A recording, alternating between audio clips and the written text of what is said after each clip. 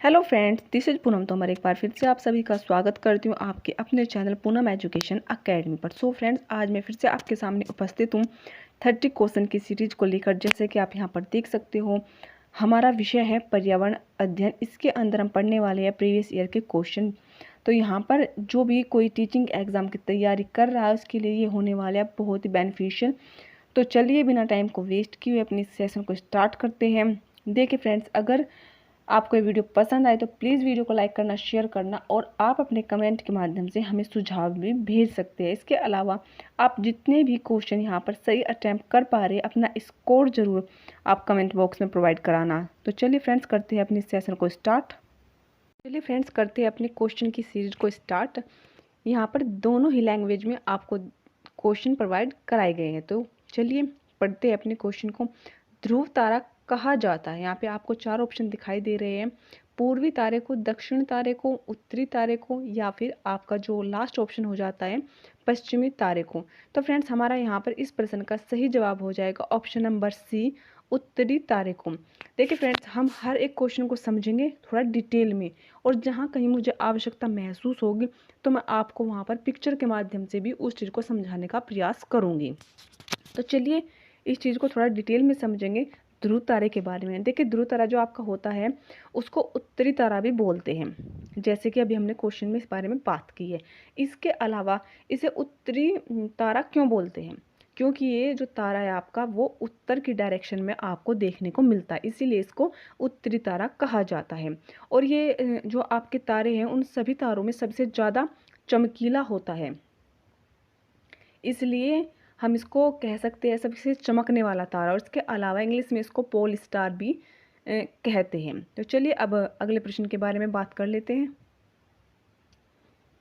भारत में project tiger प्रारंभ किया गया था 1981 में, 1973 में, 1972 में, या फिर 1985 में।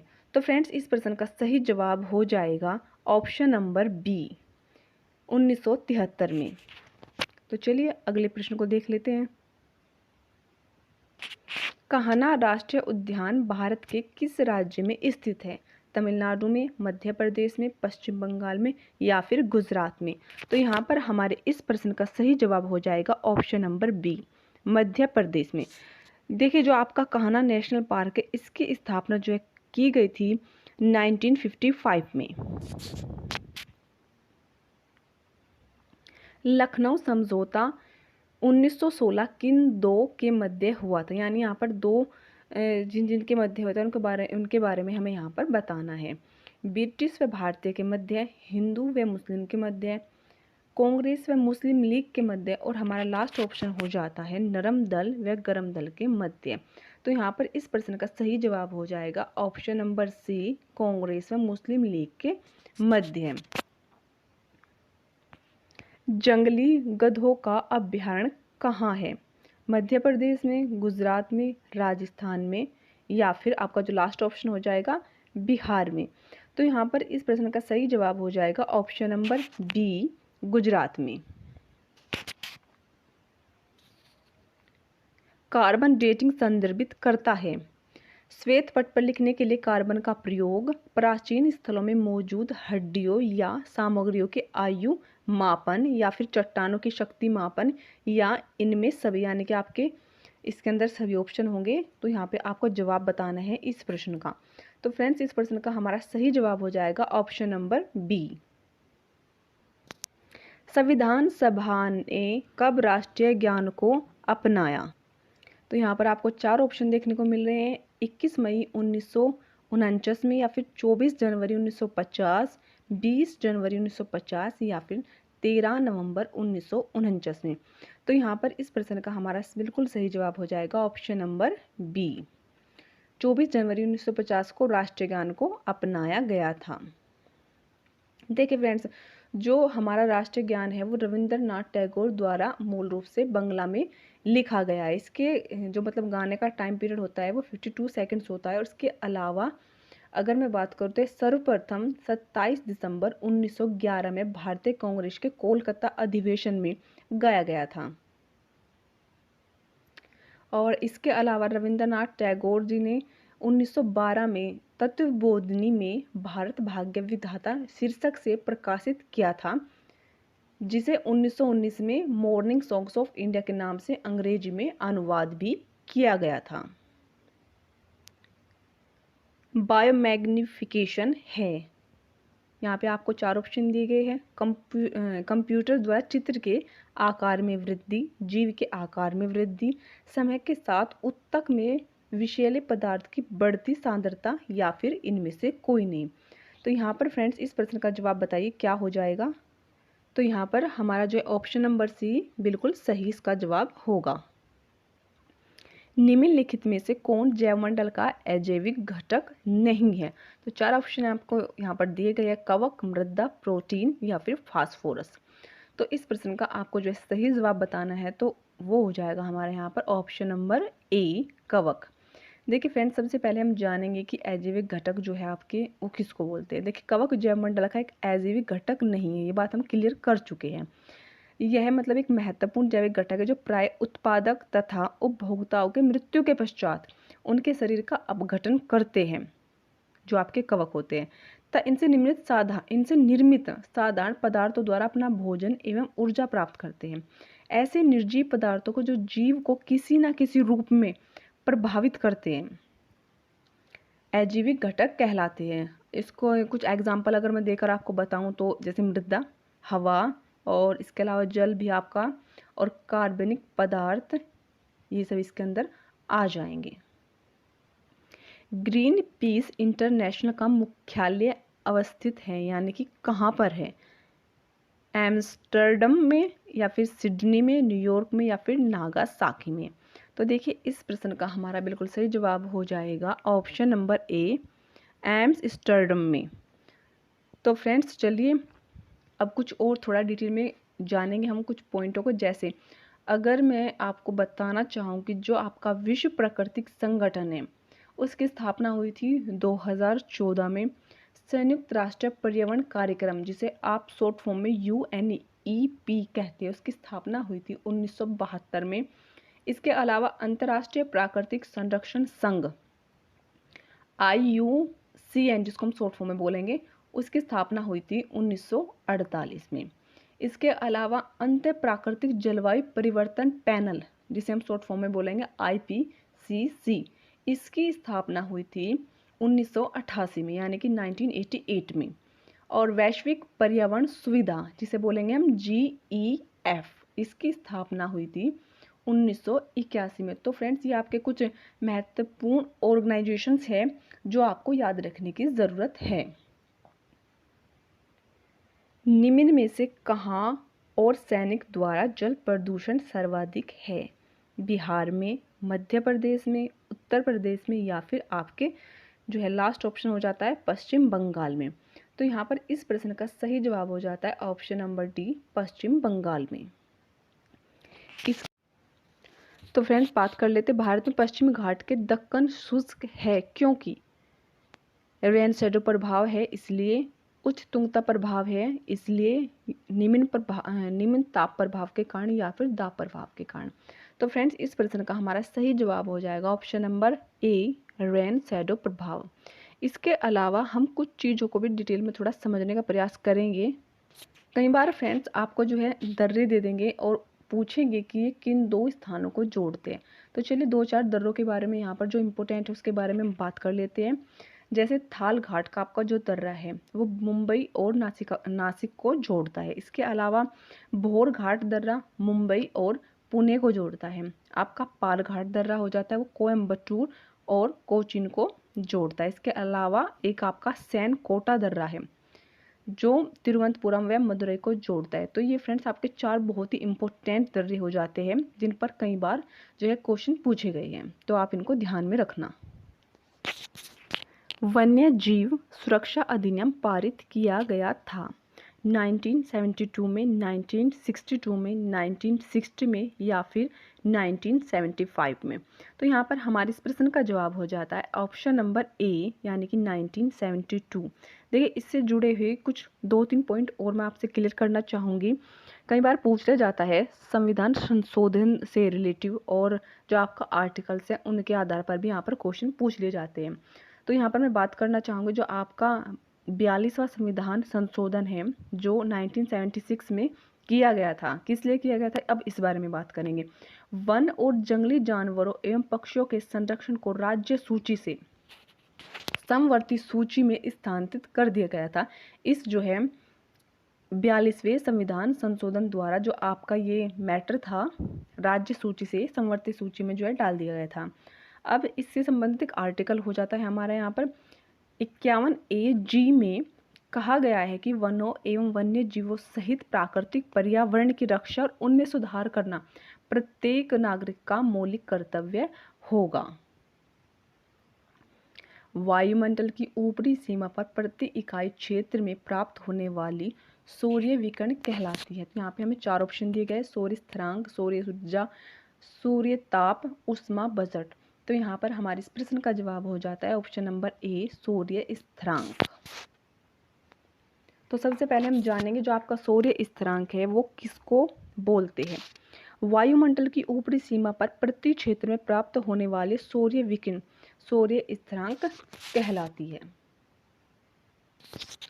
किस देश के संविधान से मौलिक कर्तव्य लिया गया है। देखिए बहुत ही आसान सवाल है, लेकिन आपको 1 नंबर ये जरूर देके जाएगा अगर आप ध्यान से इन क्वेश्चन को पढ़ते रहें। तो यहाँ पर आपको जो है दी गई है 4 कंट्री के नाम, USA, यूनाइटेड किंगडम, जर्मनी और USSR। तो फ्रेंड्स इस प्रश्न का सही जवाब हो जाएगा ऑप्शन नंबर, बताइए आप, ऑप्शन नंबर डी यानी कि USSR, जिसको बोलते हैं रूस। देखिए बहुत ही उलझाने वाले ऑप्शन यहाँ पर आपको देखने को मिल रहे होंगे, लेकिन अगर आप एक बार इनको निकल जाएंगे तो ये आपके लिए बहुत ही ईजी हो जाएगा। ये प्रश्न आपका पूछा गया है यूपी टेट 2021 में। देखिए फ्रेंड्स हम जितने भी क्वेश्चन कराए वो किसी ना किसी एग्जाम में पूछे गए हैं। आप ये मत समझना कि आपको कुछ भी कराया जा रहा है। आप जब इन क्वेश्चन को अच्छे से पढ़ेंगे तो आपको खुद एनालाइज हो जाएगा कि आप क्या पढ़ रहे हो। सर्वाधिक जैव विविधता पाई जाती है शांत घाटी में, सुरमा घाटी में, फूलों की घाटी में या फिर दोरांग घाटी में। तो यहाँ पर जो है इस प्रश्न का सही जवाब हो जाएगा ऑप्शन नंबर ए, शांत घाटी में। शांत घाटी जो आपकी है वो केरला में स्थित है और यह घाटी केरल राज्य के पलक्कड़ जिले में नीलगिरी की पहाड़ियों में स्थित है। LPG के संदर्भ में क्या असत्य है। तो फ्रेंड्स आप इन क्वेश्चन को बहुत ही केयरफुली पढ़ेंगे क्योंकि कई बार हमसे पूछ ले जाता है निगेटिव, यहाँ पर जैसे दिया गया असत्य या फिर पूछ लेंगे कि नहीं है। तो चलिए ऑप्शन को देख लेते हैं। नीचे ज्वाला से जलने वाला उच्च ऊष्मीयमान एक स्वच्छ ईंधन, या फिर लास्ट ऑप्शन आपका हो जाएगा मीथेन उत्सर्जन करने वाला। तो यहाँ पर इस प्रश्न का सही जवाब हो जाएगा ऑप्शन नंबर डी, मीथेन उत्सर्जन करने वाला। LPG मीथेन गैस जो है उत्सर्जित नहीं करता है। LPG एक प्राकृतिक गैस है। यह मुख्यतः प्रोपेन जो आपका ब्यूटेन हाइड्रोकार्बनों का मिश्रण होता है। तो चलिए अगले प्रश्न को देख लेते हैं। पारिस्थितिक तंत्र के घटक हैं उत्पादक व उपभोक्ता, जैविक तथा अजैविक पदार्थ, या फिर आपका यहाँ पे जो है हो जाएगा पौधे तथा जंतु, और लास्ट ऑप्शन हमारा हो जाता है उत्पादक, उपभोक्ता व अपघटक। तो यहाँ पर इस प्रश्न का हमारा सही जवाब हो जाएगा ऑप्शन नंबर बी, जैविक तथा अजैविक पदार्थ। देखिए फ्रेंड्स आप यहाँ पर देख पा रहे हैं जैविक घटक। इस घटक में सभी जीवधारी को सम्मिलित किया जाता है। जैविक घटकों में मुख्यतः 3 भागों में विभाजित किया जा सकता है। हमारे जो तीनों घटक यहाँ पर दिए गए हैं वे हो जाते हैं उत्पादक, उपभोक्ता, अपघटक। फिर उपभोक्ताओं को ऐसे हम यहाँ पर कैटेगरीज वाइज देखिए, आप जैसे देख सकते हैं इस पिक्चर में बहुत ही अच्छे से इसमें क्लासिफिकेशन इनका यहाँ पर दिखाया गया है। इसके अलावा बात करूँगी अब मैं अजैविक घटक के बारे में। देखिए अब आप यहाँ पर देख सकते हैं अजैविक घटक ऐसे निर्जीव पदार्थ जो जीवों को किसी न किसी रूप में प्रभावित करते हैं, अजैविक घटक कहलाते हैं। इसके अंतर्गत निम्नलिखित कारक होते हैं। आपके भौतिक कारक हो जाएंगे, अकार्बनिक कारक हो जाएंगे और कार्बनिक यहाँ पर कारक आपको, यानी कि अगर मैं इसे बहुत ही कम शब्दों में बताना चाहूँ तो अजैविक घटक वे होते हैं जो निर्जीव होते हैं, और जैविक घटक वे होंगे जिसके अंदर जीवन होगा, यानी कि जो सजीव होंगे। तो आपके निर्जीव और सजीव दोनों ही इसके अंदर आ जाते हैं। मकर रेखा है, यहाँ पर आपको 4 ऑप्शन दिए गए, तो इनमें से आपको सही ऑप्शन जो है बताना है। तो यहाँ पर इन चारों ऑप्शंस में से हमारा जो है सही ऑप्शन हो जाएगा ऑप्शन नंबर ए। तो चलिए अब अगले प्रश्न को देख लेते हैं। इकोसिस्टम शब्द का प्रयोग सर्वप्रथम किसने किया? तो यहाँ पर आपको 4 ऑप्शन देखने को मिल रहे हैं। डॉक्टर उडम ने, डॉक्टर ए.जी. टॉन्सले ने, डॉक्टर आर.डी. मिश्रा या फिर डॉक्टर विटाकर। तो यहाँ पर इस प्रश्न का जो है आपका बिल्कुल सही जवाब हो जाएगा ऑप्शन नंबर बी, यानी कि डॉक्टर ए.जी. टॉन्सले। और इससे अलावा एक जो इम्पोर्टेंट जो फैक्ट हो जाएगा वो हो जाएगा, जो आपके ए.जी. टॉन्सले हैं उनको पारिस्थितिकी तंत्र के जनक के रूप में भी जाना जाता है। घास भूमि क्षेत्र के परितंत्र के खाद्य श्रृंखला में सबसे उच्च स्तर पर उपभोक्ता होता है। जीवाणु, मांसाहारी, शाकाहारी या फिर शाकाहारी व मांसाहारी दोनों। तो यहाँ पर इस प्रश्न का हमारा सही जवाब हो जाएगा ऑप्शन नंबर बी, मांसाहारी। तो चलिए, वायुमंडल का प्रमुख स्तर जो पृथ्वी के सबसे पास है, यानी कि ये यहाँ पर आपको 4 वायुमंडल की परतें दी गई है, तो हमें उस परत को बताना है जो पृथ्वी के सबसे नज़दीक है। तो यहाँ पर इस प्रश्न का हमारा सही जवाब हो जाएगा ऑप्शन नंबर बी, सौरमंडल। देखिए फ्रेंड्स, आपको कई बार ये जो है ये क्वेश्चन बहुत इंपॉर्टेंट है, सबसे पहले बताना चाहूँगी। इसके अलावा ये क्वेश्चन अब हिंदी में नहीं पूछा जाता, बल्कि आपको जो है इंग्लिश में अब ये क्वेश्चन पूछा जाने लगा है। पहले जो है इस प्रश्न को हिंदी में ऐसे सीधे सीधे पूछ लिया जाता था, लेकिन अब थोड़ा इसका स्टैंडर्ड चेंज कर लिया इन लोगों ने। अब ये सिर्फ आपको जो है ऑप्शन भी इंग्लिश में ही देते हैं। तो चलिए थोड़ा पिक्चर के माध्यम से इसको हम डिटेल में समझेंगे। तो यहाँ पर इस प्रश्न का हमारा सबसे पहले मैं आपको इसका जवाब बता दूँ, तो यहाँ पर ऑप्शन बी इसका सही जवाब होगा। अब हम एक चित्र के माध्यम से थोड़ा इसको डिटेल में समझेंगे। देखिए, आप यहाँ पर देख सकते हैं, ये हमारी सभी परतें जो है वायुमंडल की दी गई है। हमारी जो सबसे पहली परत के बारे में अगर मैं बात करूं, तो यहाँ पर हमारी सबसे पहले की जो परत हो जाती है शोभमंडल, फिर समताप, उसके बाद मध्यमंडल, फिर आयनमंडल और फिर बाह्यमंडल। आपकी परत होती है एक ओजोन, जो आपकी पाई जाती है समताप मंडल के अंदर। तो फ्रेंड्स, इन चीज़ों को याद रखना, ये बहुत ही इंपॉर्टेंट हो जाते हैं। भारतीय संसद द्वारा जैव विविधता अधिनियम पारित किया गया था 16 अक्टूबर 1990 में, 10 दिसंबर 1980 में, 11 मई 1972 में या फिर 11 दिसंबर 2002 में। तो यहाँ पर इस प्रश्न का हमारा सही जवाब हो जाएगा ऑप्शन नंबर डी, इसका बिल्कुल सही जवाब हो जाएगा। निम्नलिखित में से कौन सी कृषि करने की प्रक्रिया पर्यावरण संरक्षण में सहायक है, यानी कि यूजफुल है? अधिक उपज वाली किस्म की खेती, या फिर ग्लास हाउस में पौधे लगाना, शिफ्टिंग खेती या फिर जैविक खेती। तो यहाँ पर आपको इसका जो है सही जवाब बताना है। तो यहाँ पर फ्रेंड्स, इस प्रश्न का हमारा जो है सही जवाब हो जाएगा ऑप्शन नंबर डी, जैविक खेती। अम्लीय वर्षा संबंधित है एसिटिक एसिड से, सल्फ्यूरिक एसिड से या फिर हाइड्रोक्लोरिक एसिड से, और हमारा लास्ट ऑप्शन हो जाता है बोरिक अम्ल।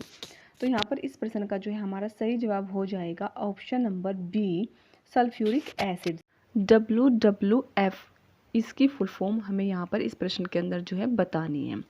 तो यहाँ पर हमें 4 ऑप्शन दिए गए हैं, तो इनमें से हमें छांटना है कि हमारा जो है आंसर कौन सा होने वाला है। हमारा पहला ऑप्शन है world wild life fund, second option हो जाता है world war fund, third option हो जाता है वर्ल्ड वाइड फंड, और हमारा लास्ट ऑप्शन हो जाता है वर्ल्ड वॉच फंड। तो यहाँ पर फ्रेंड्स, इस प्रश्न का जो है हमारा सही जवाब हो जाएगा option number A, world wild life fund. फूलों की घाटी अवस्थित है, यानी कि फूलों की जो घाटी है वो आपकी कहाँ पर स्थित है? सिक्किम में, हिमाचल प्रदेश में, जम्मू कश्मीर में या फिर उत्तराखंड में। तो यहाँ पर इस प्रश्न का सही जवाब हो जाएगा ऑप्शन नंबर डी। जो फूलों की घाटी है वो आपके उत्तराखंड के चमोली जिले में स्थित है, जिसे अंग्रेजी में वैली ऑफ फ्लावर्स के नाम से भी जाना जाता है। और फ्रेंड्स, इसे विश्व संगठन द्वारा 1982 में विश्व धरोहर जो स्थल आपके होते हैं उनमें घोषित किया गया है। भारत में निम्नलिखित में से कौन सी एजेंसी मुख्य रूप से प्रदूषण के मापन से संबंधित है? केंद्रीय जल आयोग, केंद्रीय प्रदूषण नियंत्रण बोर्ड, ग्रीन ट्रिब्यूनल या फिर सर्वे ऑफ इंडिया। तो यहाँ पर जो है इस प्रश्न का सही जवाब जो है आपको बताना है। तो यहाँ पर बिल्कुल इजीली आप पहचान सकते हैं, हमारा सही जवाब हो जाएगा ऑप्शन नंबर बी। कोटोपैक्सी एक जागृत ज्वालामुखी है जो अवस्थित है, यानी कि इस ज्वालामुखी के बारे में बताना ही कहाँ पर स्थित है। एंडीज में, हवाई में, सिसिली में या फिर रॉकीज में।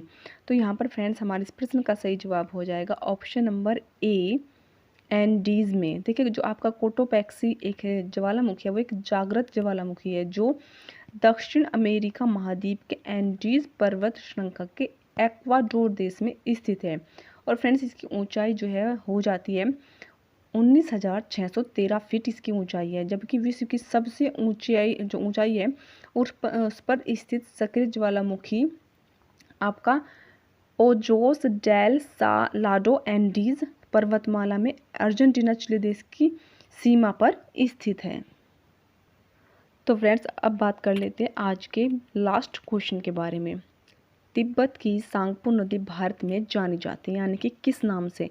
ब्रह्मपुत्र, यमुना, गंगा या फिर सिंधु। तो फ्रेंड, इस प्रश्न का हमारा सही जवाब हो जाएगा ऑप्शन नंबर ए, ब्रह्मपुत्र। तो फ्रेंड्स, आज की जो सीरीज़ है अपनी यहीं पर कंप्लीट हम कर चुके हैं। अगली सीरीज में फिर हम 30 क्वेश्चन का डिस्कशन करेंगे।